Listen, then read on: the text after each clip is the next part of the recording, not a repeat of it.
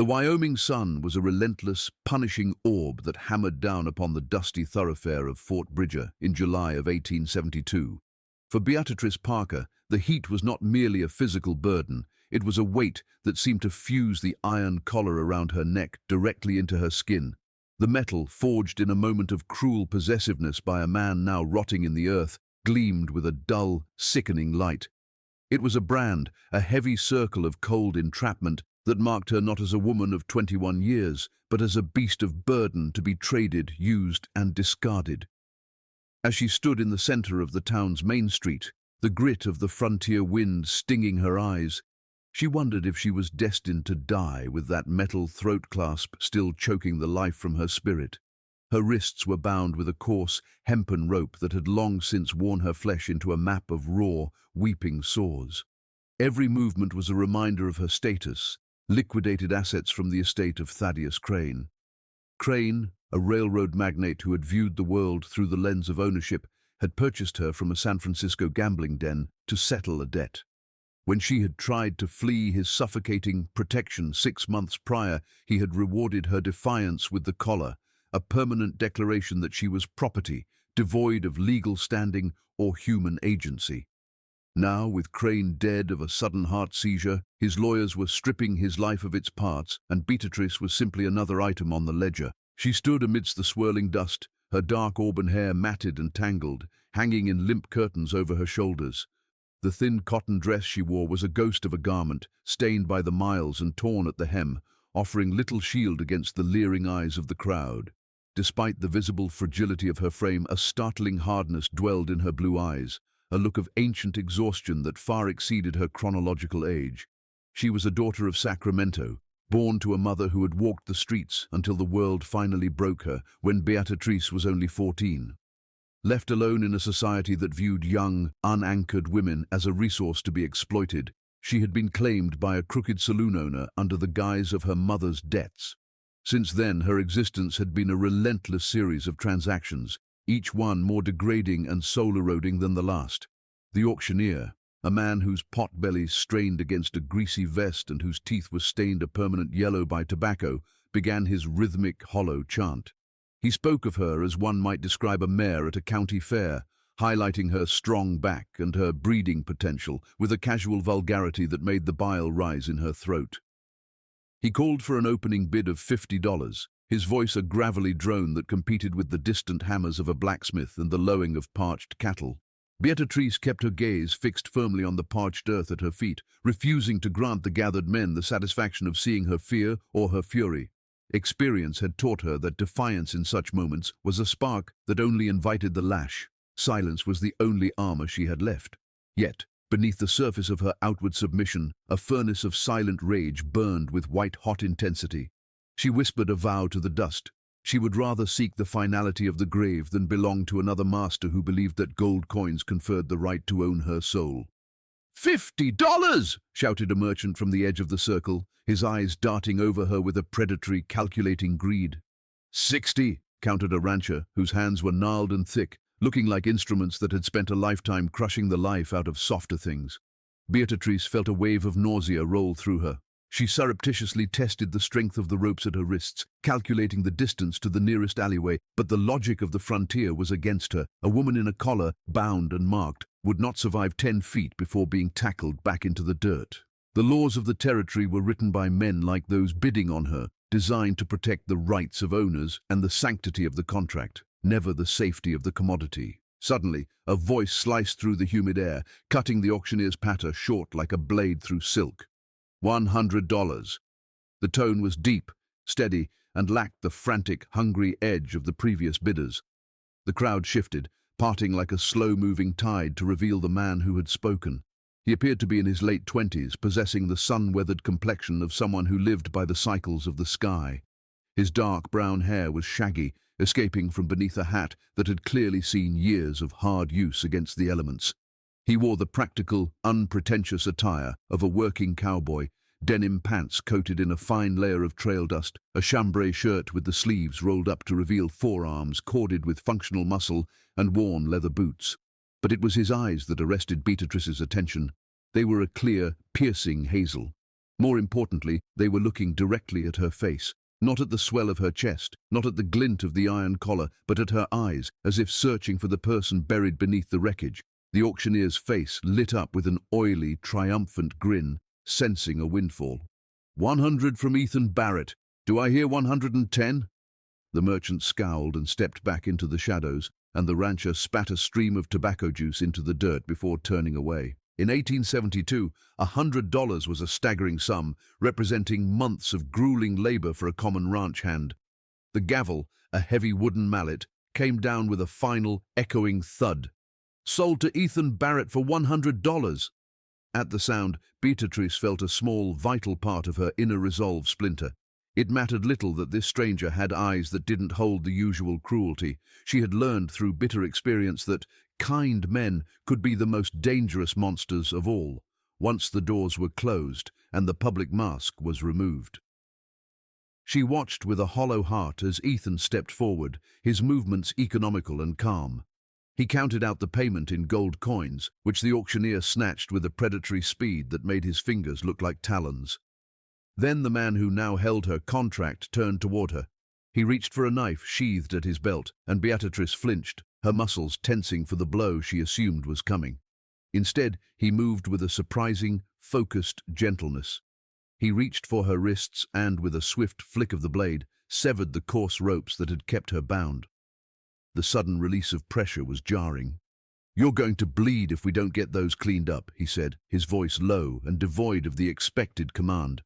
He looked at the raw, chafed skin of her wrists with a frown of genuine concern, waiting for her to find her footing in a world that had suddenly, inexplicably changed shape. Beatrice stood frozen as the ropes fell away, her mind struggling to process the absence of pain.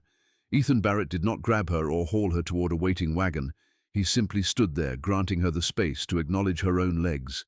When he asked if she could walk, she managed a silent, fragile nod, her vocal cords feeling as though they had been rusted shut by months of enforced silence under Thaddeus Crane's rule. As they began to thread their way through the narrow, dusty streets of Fort Bridger, Beatrice felt the weight of the town's collective gaze. The iron collar was a beacon of her shame, a cold ring that seemed to vibrate with every step she took. She saw the flickers of pity from women in bonnets who pulled their children away, and the lingering speculative stares of men who wondered what Barrett intended to do with such an expensive purchase. To the world, she was still a thing, a piece of mobile property following its new master into the unknown. Ethan, however, walked a pace ahead, never looking back to ensure she followed, as if he expected her to move of her own volition. They reached the livery stable, where the scent of dry hay and horse sweat offered a brief, earthy reprieve from the oppressive heat of the open street.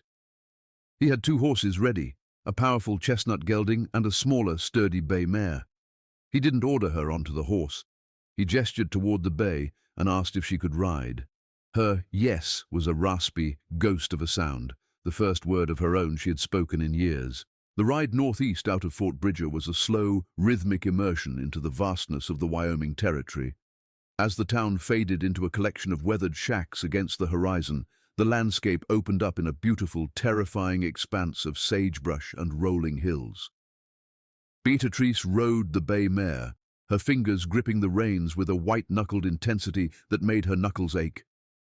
She was hyper-aware of Ethan's presence just a few yards ahead, his broad shoulders swaying with the motion of his horse. She spent the miles memorizing the silhouettes of the distant mountains, the winters rising like jagged teeth to the south, trying to plot a map of escape she was certain she would eventually need. The sky was an impossible, endless blue, so wide it made her feel like a speck of dust, yet for the first time in 2 years, the air she breathed didn't feel quite so heavy. Still, her mind was a whirlwind of dark speculation.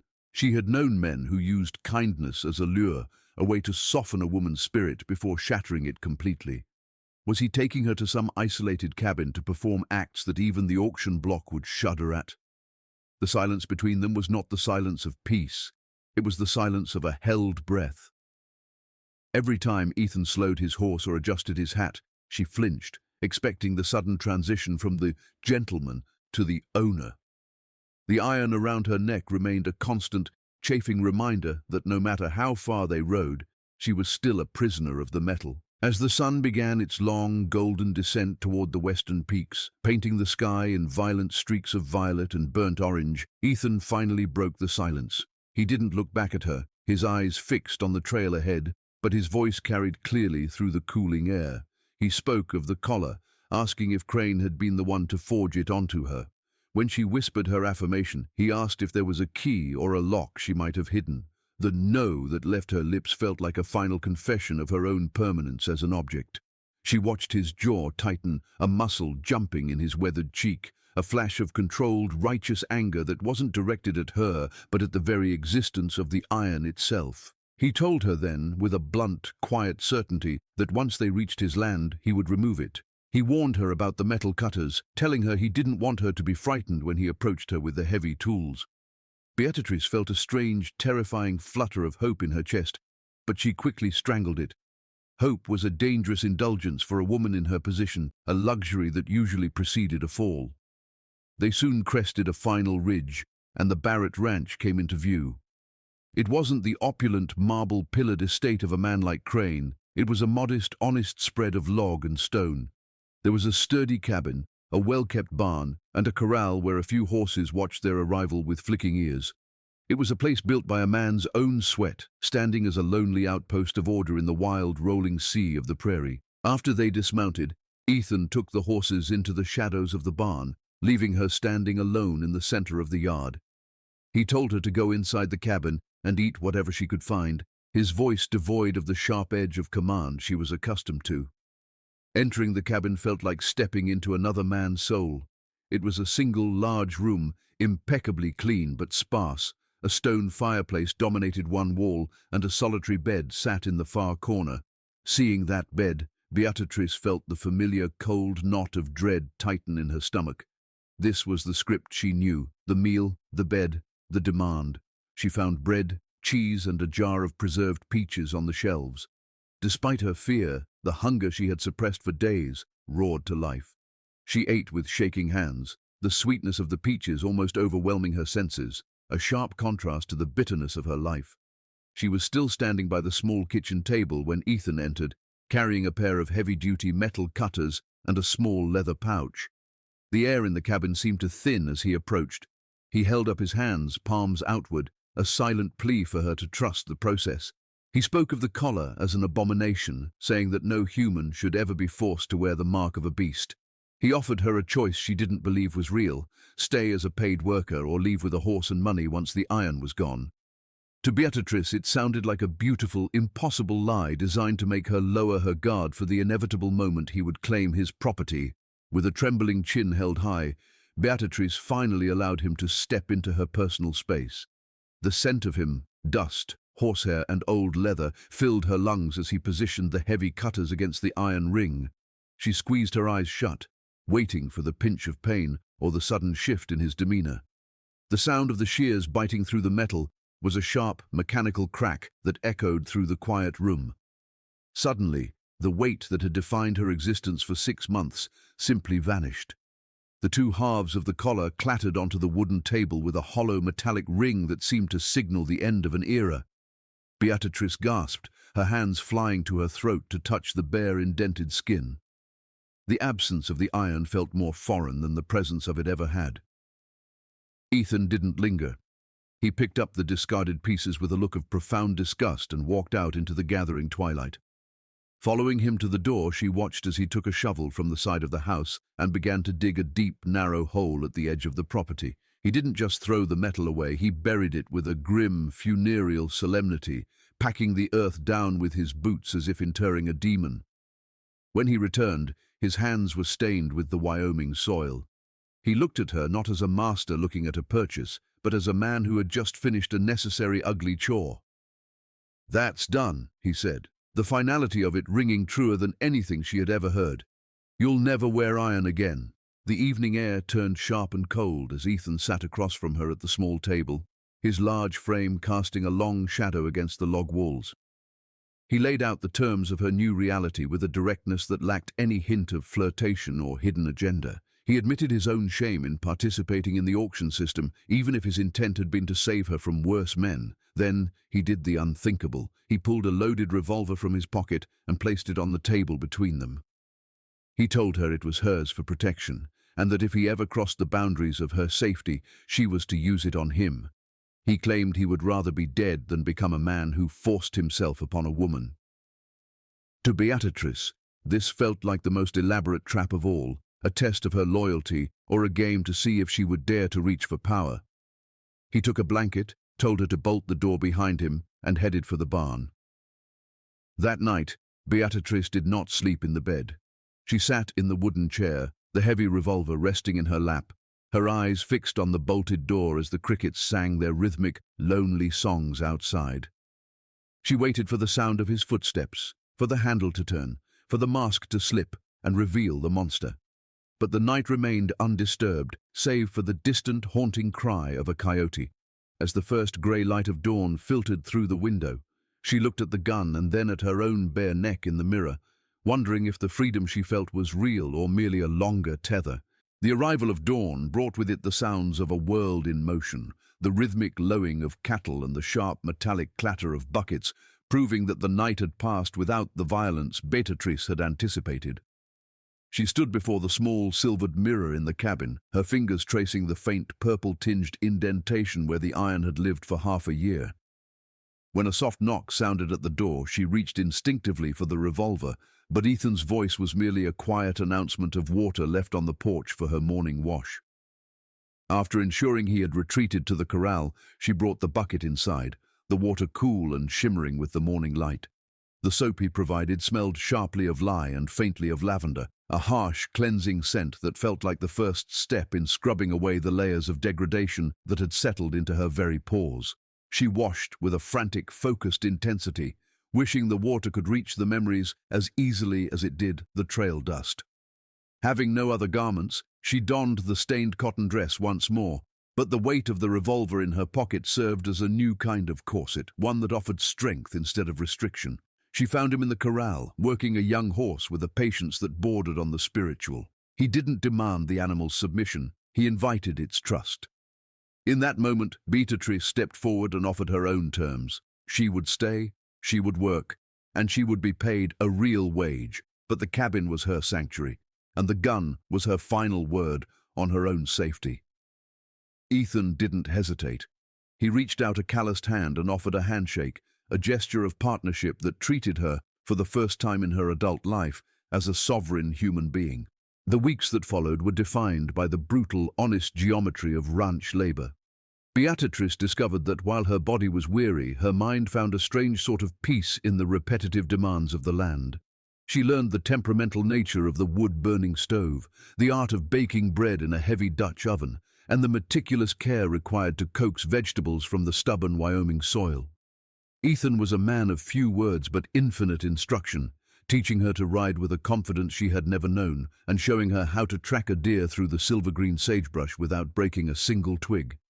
He never crossed the threshold of the cabin without an explicit invitation, and he continued to sleep in the barn even as the nights grew increasingly crisp with the approach of autumn. There were moments, fleeting and sharp, when their hands would brush as they passed a heavy iron pot or a bundle of firewood.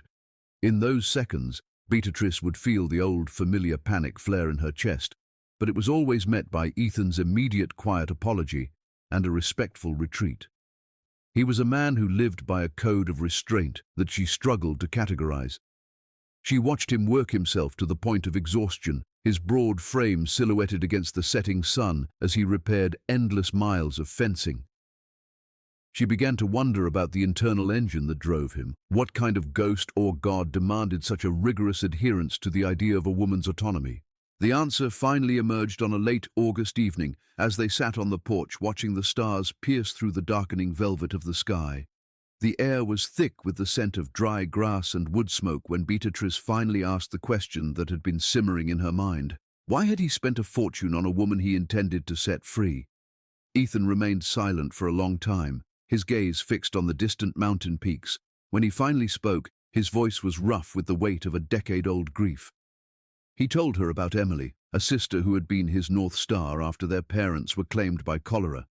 He spoke of their poverty and the desperation that had led Emily to take work in a Sacramento saloon, the same city where Beatrice's own tragedy had begun. He described the moment he realized his sister had been trapped by a debt contract and sold to a man heading for the coast.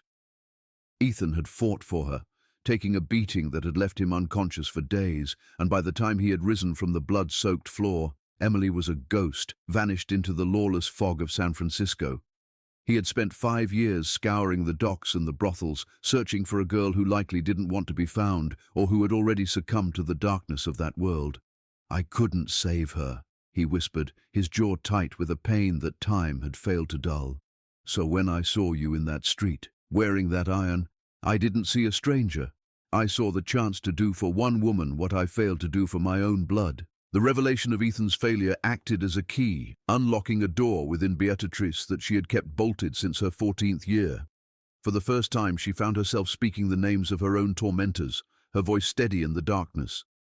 She told him about her mother's lonely death in a room that smelled of cheap gin and despair, and about the saloon owner who had inherited her like a piece of furniture. She detailed the years of being passed from hand to hand, the merchant who had viewed her as a status symbol, the gambler who had treated her like a lucky charm to be kept under lock and key, and finally, Thaddeus Crane. She spoke of Crane's civilization, a thin veneer of manners that masked a profound, systematic cruelty. He hadn't just wanted her body, he had wanted the total annihilation of her will, using the iron collar as a physical manifestation of his psychological dominance. As she spoke, the trauma seemed to lose some of its jagged edges, transformed from a secret shame into a shared history. Ethan didn't offer the easy, hollow pity that many men used to make themselves feel superior. Instead, he looked at her with a profound, quiet respect. He told her that her survival wasn't a mark of being used, but a testament to a strength that most people would never possess. He spoke of the future not as a destination he would lead her toward, but as a landscape she was now free to map for herself. By the time the conversation ended, the fire in the hearth had dwindled to glowing embers, and a new, fragile understanding had taken root between them. Beatrice realized that Ethan Barrett wasn't a hero from a dime novel come to rescue a damsel. He was a man seeking atonement for a world that broke the things he loved. They were two damaged souls, each carrying a different set of scars, trying to build a sanctuary on the edge of a wilderness that cared for neither of them. That night, for the first time since she had arrived at the ranch, Beatrice didn't sit watch in the chair. She laid down in the bed, the revolver still beneath her pillow, but her hand no longer gripping the handle. She allowed herself to drift into a sleep that wasn't haunted by the sound of clicking locks or the weight of metal. She dreamt of the wide Wyoming sky and the feeling of the wind on a neck that was finally gloriously bare. In the silence of the cabin, the shadows of the past seemed to retreat, pushed back by the steady, unassuming presence of the man sleeping in the barn. A man who had given her a gun and a choice, and in doing so, had given her the first real breath of her life. The men arrived in a swirl of dust and the creak of tired leather. They were drifters of the worst sort, men whose faces were maps of violence and whose eyes held the vacant, dangerous stare of those who lived entirely outside the reach of the law. The leader was a man with a jagged scar that bisected his left cheek, pulling his mouth into a permanent, mocking sneer.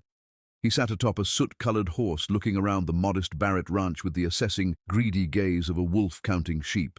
He addressed Ethan with a familiar, oily arrogance, claiming to represent the interests of Jackson Crane, the nephew of the late Thaddeus. The message was as cold as the October wind. The property known as Beatatrice Parker had been improperly liquidated from the estate, and Jackson Crane wanted his inheritance returned. They offered a pittance of a refund, $120, as if the 6 months of Beatrice's life and the scars on her neck could be settled with a $20 profit for Ethan's trouble. To these men, the idea of a woman having a choice was an absurdity, a glitch in the divine order of commerce. Beatrice, watching through the glass, felt a surge of white-hot adrenaline. The iron collar was buried in the dirt, but these men were trying to forge a new one out of words and threats. She watched Ethan stand his ground, his silhouette unmoving against the darkening sky, a solitary man against three, his voice ringing out with a finality that made the air feel electric. "The woman is not for sale," he stated, and in that simple sentence he discarded the last vestiges of the transaction that had brought her there. The transition from negotiation to violence happened with the suddenness of a lightning strike. The scarred man's hand blurred toward his holster, his intent written in the predatory flare of his nostrils. But Ethan Barrett had lived through a war and a decade of frontier survival. He was already moving before the other man's thumb had cleared the hammer. A single shot rang out, a sharp, rolling crack that echoed off the cabin walls, and the leader spun in his saddle, his shoulder erupting in a bloom of crimson. The other two men, startled by the ferocity of the response, fumbled for their weapons. Beatatrice didn't hesitate. She kicked open the heavy log door, the sunlight catching the steel of her revolver. She fired twice into the dirt at their horses' feet, the explosions of dust and the scream of the lead making the animals rear in terror. "The next one isn't for the ground," she shouted, her voice a clarion call of defiance that she barely recognized as her own. She stood on the threshold, her hair whipping in the wind, looking every bit the nightmare of any man who thought she could be reclaimed. The two uninjured drifters looked at the bleeding leader, then at the steady, unwavering hands of the woman they had come to collect. They saw the smoke curling from her barrel and the absence of fear in her blue eyes. They realized with the sudden clarity of the dying that this was not a capture. It was a war. They hauled their wounded companion onto his horse and fled into the gathering dusk, their retreat marked by the frantic thud of hooves and the lingering smell of sulfur and cordite. The immediate aftermath was filled with a silence so heavy it felt physical. Beatrice stood on the porch, her chest heaving, the revolver still warm in her hand. Ethan walked toward her, his expression a complex tapestry of relief, shock, and a new, profound kind of recognition. He didn't take the gun from her this time. He simply stood at the bottom of the steps, looking up at the woman who had just saved his life and her own freedom. The smoke of defiance hung between them, a tangible proof that the past no longer held the power to dictate her actions.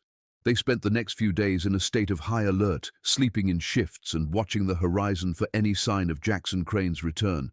But the anticipated siege never materialized. Instead, a week later, Ethan made the long ride into Fort Bridger to seek news and legal counsel. When he returned, his horse was lathered, and his face held a look of weary triumph. He brought word that Jackson Crane had been arrested by federal marshals for a sprawling web of embezzlement and fraud. The nephew had been desperately trying to claw back any asset, human or otherwise, to pay off a mountain of debt that had finally collapsed upon him. The claim on Beatrice was revealed to be as fraudulent as the man himself. She was not just free because Ethan said so. She was legally, irrevocably, her own person. The territory, which had once seemed like a vast prison, was now a map of infinite possibilities. That evening, as the first flakes of an early winter snow began to drift down from the leaden sky, they sat together inside the warmth of the cabin. The threat was gone, the property status was erased by a federal seal, and the world was quiet. Beatrice looked at the man who had bought her for $100 and then given her a gun to shoot him if he ever crossed the line. She realized that the legal freedom she had just gained was only a formality. The real freedom had been won on the porch with the smoke in the air and the choice in her heart. She looked at the small cabin and the hard land, and she knew she didn't want the horse and the money he had offered her back in July. She didn't want to run toward the coast or disappear into the anonymity of the East. "I'm staying," she said, and it wasn't a submission to his will but an exercise of her own. She saw the light in Ethan's hazel eyes, a flicker of hope that he had been too afraid to voice. He reached across the table, his hand hovering in the space between them, waiting for her to bridge the final gap. When she placed her hand in his, the calluses of their shared labor meeting in a firm, equal grip, the last of the iron in her soul finally melted away. They were no longer a master and a maid, or a savior and a victim. They were partners, two survivors of the American frontier who had found a way to turn the smoke of defiance into the hearthfire of a home. They were married on a bright, wind-swept day in June of 1873 at the small courthouse in Fort Bridger.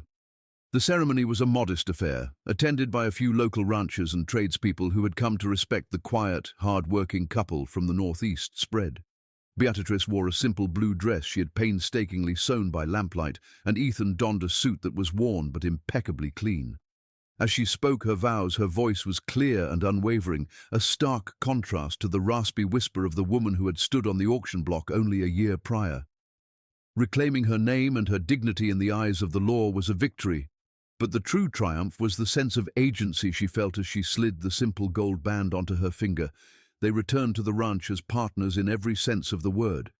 Beatatrice discovered a keen mind for the logistics of the ranching business, managing the ledgers and navigating the complex negotiations of cattle prices with a shrewdness that impressed even the most seasoned drovers. Ethan, in turn, found that the weight of the frontier was lighter when shared with someone who understood the value of every sunrise. Their love was not a cinematic explosion, but a slow-growing, deep-rooted thing, like the cottonwoods that lined the creek, sturdy, resilient, and capable of weathering any storm. They built their life on a foundation of mutual respect, a sanctuary where the past was acknowledged but never allowed to become a prison. In the spring of 1875, the ranch welcomed a new life, a son they named Samuel, after Ethan's father. Holding her child for the first time, Beatrice felt a tidal wave of emotion that was both joyous and terrifying. She looked at his tiny, perfect hands and his clear hazel eyes, and she made a silent, fierce vow to the heavens. This boy would never know the cold touch of iron or the crushing weight of being owned. 2 years later, a daughter arrived, a bright-eyed girl they named Elizabeth, in honor of the memory of Ethan's lost sister, Emily. Motherhood became Beatrice's ultimate act of reclamation. As she raised her children in a home filled with laughter and books, she was rewriting her own history through theirs. She taught them to read, to ride, and to treat every living soul with a dignity that was not dependent on their station in life. Ethan was a father of quiet strength, his gentleness with the children a constant reminder of the man he had chosen to be. Watching him teach Samuel how to handle a horse or Elizabeth how to identify the constellations, Beatrice realized that they had created something far more valuable than a successful ranch. They had built a legacy of freedom, a lineage that was defined not by the scars of the parents, but by the opportunities of the children. The shadows of Sacramento and the gambling dens of San Francisco felt like a lifetime away, a nightmare from which she had finally fully awakened into the sunlight of a Wyoming morning. By 1880, the Barrett Ranch had prospered beyond their wildest dreams. The small log cabin that had been their first home was now too cramped for a growing family of 5, including their youngest son, Thomas. Ethan made a decision that was as symbolic as it was practical. They would build a grand 2-story house with wide porches and glass windows that would catch the first light of the sun. But before the first stone was laid, Ethan took Beatrice to the edge of the property, to the exact spot where he had buried the iron collar 8 years earlier. "We're going to build the foundation right here," he said, his voice thick with a quiet, enduring devotion. He wanted the heart of their new home, the place where their children would play and they would grow old, to sit directly atop the discarded chains of her past.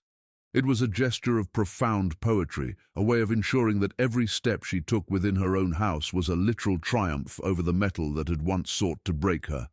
The construction took all summer, the sound of hammers and saws a rhythmic anthem of progress. When they finally moved in, the house smelled of fresh cedar and pine, a clean, new scent that signaled the start of a new chapter. Standing in her modern kitchen, looking out over the vast, rolling hills of their land, Beatrice felt a sense of belonging that was so deep it felt spiritual. She was no longer a guest in a man's world. She was the architect of her own destiny, standing on ground that she had earned through sweat, tears, and an uncompromising will to survive. As the 19th century began its long slide into history, the Barrett children grew into the people their parents had dreamt they would become. In 1890, Samuel departed for a university in the East, determined to study law so that he might protect the vulnerable from the same systems that had once failed his mother. Elizabeth followed a few years later, breaking the barriers of her era to study medicine in Colorado, driven by a desire to heal a world that held so much pain. Only Thomas remained on the ranch, his hands as calloused as his father's, his heart tethered to the land and the livestock. The house, once echoing with the chaos of young children, became a place of quiet reflection and the occasional joyful roar of returning grandbabies. Beatrice and Ethan aged together with a grace that only comes from a life well lived. Their hair turned to silver, and the lines on their faces became maps of their shared laughter and hardships. They had survived droughts, blizzards, and economic collapses, but through it all, they had remained each other's North Star. In 1895, Thomas brought home a bride, a strong-willed young woman named Margaret, and the cycle began anew. Beatrice, now a matriarch of the frontier, looked at her granddaughter, Rose, and saw a future that was entirely unburdened by the weight of iron. The girl would grow up in a world that was still harsh, yes, but she would grow up knowing she was a person, not a transaction, a human being with a voice and a choice. In the summer of 1898, Beatrice and Ethan celebrated 25 years of marriage. Their children and grandchildren had gathered from across the territory, the house overflowing with the life they had built together. That night, after the last of the celebratory toasts had been made and the children were tucked into their beds, the two of them sat on the wide porch, watching the stars wheel slowly across the infinite Wyoming sky. The air was cool and smelled of sage and the lingering scent of summer rain. Beatrice leaned her head against Ethan's shoulder, her hand resting in his, the gold band worn smooth by decades of work. "Do you remember the day you bought me?" she asked softly. Ethan smiled, the crinkles around his hazel eyes deepening in the moonlight. "I remember a woman who looked like she could burn down the world with a single glance," he replied. "I remember thinking that $100 was a pittance for such a spirit." Beatrice looked out toward the horizon, toward the spot beneath the floorboards where the iron collar lay in the dark, cold earth. She thought about the journey from that dusty street in Fort Bridger to this porch, a journey measured not in miles, but in the reclamation of her own soul. She was 78 years old, scarred by her history, but defined by her choices. The cowboy had cut the collar and buried it deep, but he had done something far more important. He had stood back and given her the space to become herself. She had been owned, but she had become free. She had been broken, but she had healed. And as the night settled in around them, Beatatrice Parker Barrett closed her eyes, finally and irrevocably at peace.